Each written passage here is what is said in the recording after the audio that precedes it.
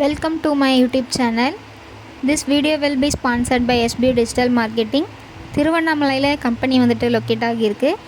Digital courses வந்து நிறைய அவைலபிளாக இருக்குது. உங்களுக்கு தேவையானதை நீங்கள் சூஸ் பண்ணிக்கலாம். ரெஃபரல் இன்கமும் இருக்குது. 24/7 சப்போர்ட்டும் இருக்குது. நீங்கள் டீட்டெயில்ஸ் வேணும்னா இந்த நம்பருக்கு கான்டாக்ட் பண்ணுங்கள்.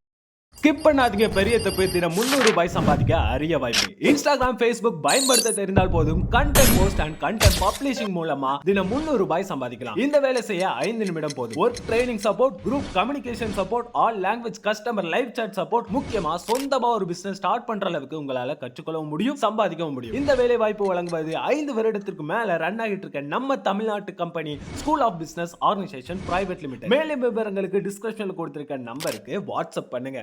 Welcome to my channel. எல்லாருக்கும் ஒரு டவுட் இருக்கும், இதுக்கு முன்னாடி ஒரு ப்ரொமோஷன் வீடியோ போடுறேனே அதுக்கு அமௌண்ட் வரைக்குமா அப்படின்னு சொல்லிட்டு. என்னோடய சப்ஸ்கிரைபர்ஸே வந்து பார்த்திங்கன்னா 1500 கிட்ட தான் இருக்காங்க. அது வந்து நான் ஆன்லைனில் ஒர்க் பண்ணிகிட்ருக்கேன். அதை ப்ரொமோட் பண்ணால் எனக்கு சர்டன் அமௌண்ட் ஆஃப் தருவாங்க. ஸோ அதுக்காக தான் நான் அதை ப்ரொமோட் பண்ணுறேன். ஸோ நம்ம வீடியோக்குள்ளே போகலாமா? புளி ஊற வச்சுக்கோங்க, வெங்காயம் அப்புறம் பூண்டு இதெல்லாம் வந்துட்டு உரித்து மிக்சியில் போட்டு மாற்றிக்கோங்க, அரைச்சிக்கலாம். அடுத்து தக்காளி இதெல்லாம் சேர்த்து அரைச்சிக்கலாம். தக்காளி ஆட் பண்ணிக்கோங்க, பச்சை மிளகாவும் ஆட் பண்ணிக்கோங்க. தக்காளி வந்து நல்லா வாஷ் பண்ணிட்டு போட்டு நல்லா கிரைண்ட் பண்ணி ஸ்மூத் பேஸ்ட்டாக அரைச்சி எடுத்துக்கோங்க. ஓகே, ரெடி ஆகிடுச்சு. இப்போ நம்ம வந்து கொஞ்சம் சுடுதண்ணி வச்சுக்கலாம். கருவாடு வந்துட்டு போட்டு அலசறதுக்காக நல்லா சுடுதண்ணியில் போட்டு அலசுங்க. அதை அப்படியே ஒரு ஓரமாக எடுத்து வச்சுருங்க. இப்போ நம்ம ஸ்டவ் ஆன் பண்ணி நம்ம ரிமைனிங் ப்ராசஸ் செய்ய ஆரம்பிச்சிடலாம். நல்லா அடிகனமான பாத்திரமாக எடுத்துக்கோங்க. அது நல்லா வந்துட்டு சூடு ஏறட்டும், அது வரைக்கும் வெயிட் பண்ணுங்கள். இப்போ வந்து எண்ணெய் கொஞ்சம் ஊற்றிக்கலாம். நான் எனக்கு தேவையான அளவுக்கு ஊற்றிக்கிறேன், நீங்கள் உங்களுக்கு தேவையான அளவுக்கு ஊற்றிக்கோங்க.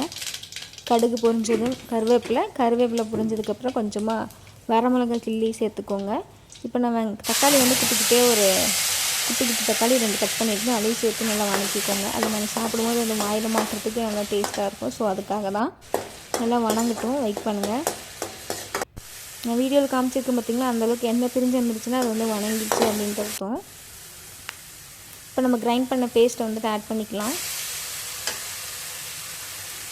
அதையும் போட்டு நல்லா மிக்ஸ் பண்ணி விடுங்க. அதில் இருக்க தண்ணியெல்லாம் எக்ஸ்ட்ராக்ட் ஆகிட்டு வெறும் மசாலா மாதிரி கிடைக்கும். அப்போ தான் அது வந்துட்டு வெந்துருச்சுன்னு அர்த்தம். அந்தளவுக்கு ஃபுல்லாக வந்துட்டு வணக்கிக்கோங்க. பாருங்கள், எண்ணெய் பிரிஞ்சு வருது. அதில் இருக்க தண்ணி எல்லாமே வற்றணும். அப்போ தான் வந்துட்டு அது மசாலா நல்லா வந்து வெந்துருச்சுன்னு அர்த்தம்.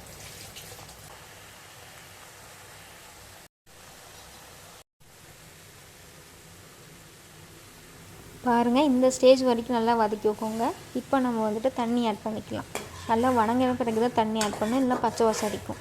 அது நல்லா வணங்கின பிறகு உங்களுக்கு குழம்புக்கு எவ்வளோ தேவைப்படுதோ அந்த அளவுக்கு நீங்கள் வந்து தண்ணி ஆட் பண்ணிக்கோங்க. தண்ணி ஆட் பண்ணிட்டு கொதிக்கட்டும், வெயிட் பண்ணுங்கள். அது வரைக்கும் கொதித்த பிறகு நம்ம வந்து புளிக்கரைசல் சேர்த்துக்கலாம். நல்லா புளியை வந்துட்டு 2-3 டைம் வந்து அலசி சேர்த்துக்கோங்க.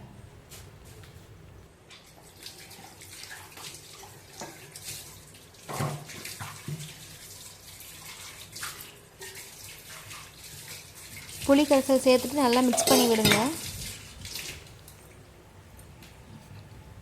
பாருங்கள், கொதிக்க ஆரம்பிக்குது. நல்லா மிக்ஸ் பண்ணிக்கிட்டே இருங்க. அப்போ தான் வந்துட்டு அந்த புளி எல்லாமே ஃபுல்லாக இறங்கும்.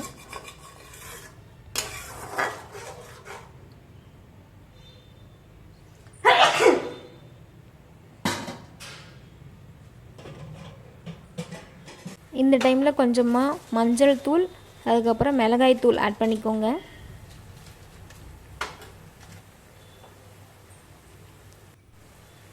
இப்போ வந்து கொத்தமல்லி தூள் ஆட் பண்ணிக்கலாம். ஒரு 3-4 ஸ்பூன் வந்து ஆட் பண்ணிக்கோங்க. அதுதான் வந்துட்டு குழம்பை வந்து கிரேவி கன்சிஸ்டன்சிக்கு கொடுக்கும். அப்படி இல்லைன்னா நீங்கள் தேங்காய் அரைச்சி ஊற்றுற மாதிரி இருக்கும்.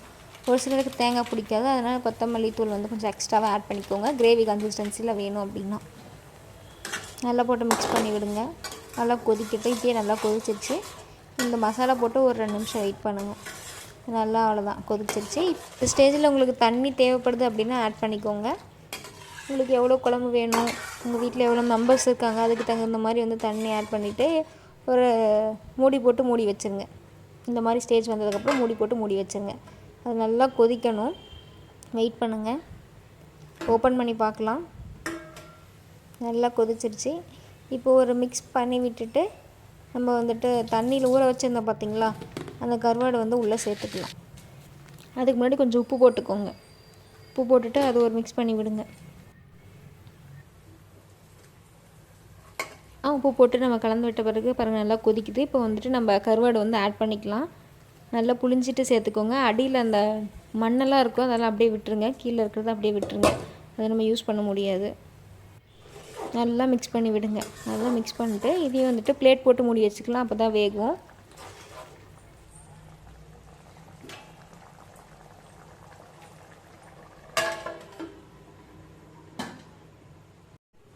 ஒரு 2 நிமிஷம் ஆச்சு. இப்போ ஓப்பன் பண்ணி பார்க்கலாம் எந்த ஸ்டேஜில் இருக்குன்ட்டு. பாருங்கள், ஓரளவுக்கு 3/4 வெந்துருச்சு. இப்போ இன்னும் ஒரு டைம் நல்லா மிக்ஸ் பண்ணி விட்டுட்டு திரும்ப வந்துட்டு கலந்து விட்டுட்டு க்ளோஸ் பண்ணிக்கோங்க. அது இன்னும் ஒரு 5 நிமிஷம் வேகட்டும்.